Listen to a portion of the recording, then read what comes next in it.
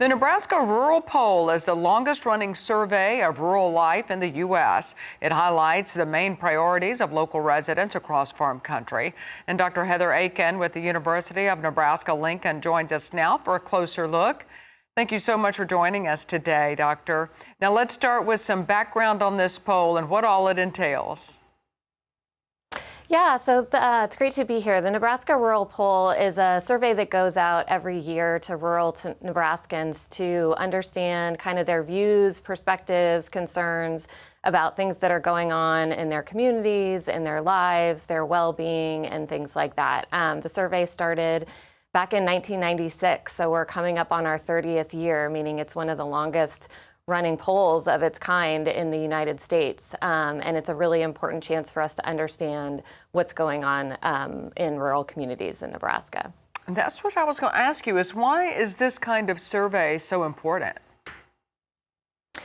Well, rural communities tend to have really unique concerns and needs, and we feel it's really important to try to understand those and hear those straight from the experiences and lives of rural Nebraskans. And so we mail this poll to rural Nebraskans every year, to a sample of rural Nebraskans, to ask them questions about some of the things I mentioned before, including their sense of well-being, their economic status, their concerns, and really this allows us to track that information over time, but also kind of take the temperature on how things are going in rural Nebraskans' lives.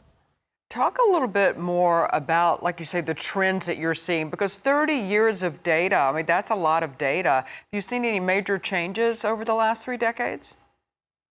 Yeah, one of the things we see is, there has been a lot of change over time, but we tend to see that rural Nebraskans remain pretty optimistic, and we see a lot of resilience among these communities.